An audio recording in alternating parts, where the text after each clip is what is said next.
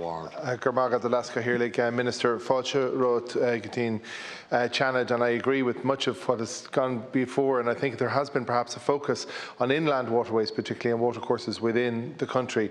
I might, if I may, turn a little bit to our coastal regions, and coming as I do from Dún Laoghaire.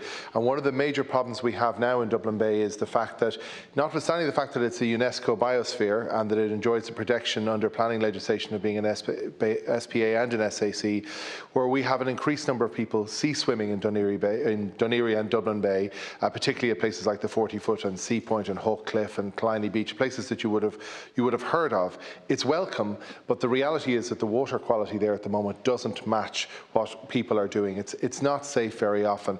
And the strange thing is that we've had this problem for a very long time. We have a Victorian sewer system within Dún Laoghaire, which means that the rainwater, the runoff from the road, goes into the sewer system. It goes into the treatment plant of the West Pier and is pumped underwater to Poolbeg for treatment as if it were sewage, even though we know that it's not. And much of that could run quite safely into the sea. That works most of the time, but the reality is there's a limited capacity in the West Pier, and every now and then when we have maybe a strong rainfall event, or there's for whatever reason a large volume of water in the system, the attenuation tank at the West Pier and the pumping station at the West Pier cannot handle the capacity, cannot handle the volume of water, usually including runoff that goes into it. What happens? Well, it simply overflows into the sea at the back of the West Pier, at an area we know as the Gut, right next to Seapoint Martello Tower, where people swim all the time.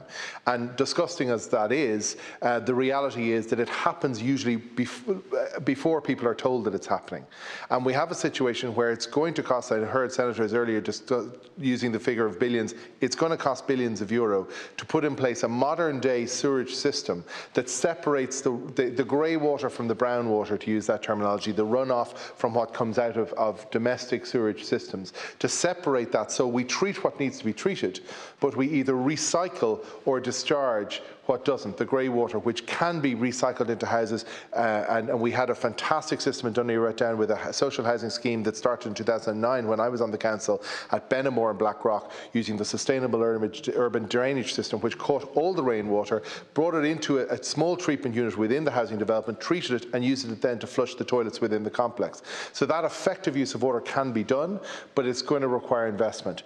Until we put that investment in place, the water quality in Dublin Bay is not going to be where it should be. It's not okay for swimming, but it's not okay for the ecology of Dublin Bay. It's not okay for the marine life in Dublin Bay. It's not okay for the fish and the shellfish that we eat from Dublin Bay. So I would call on you, Minister, conscious as I am that you've listened to this debate today very attentively, I can see that.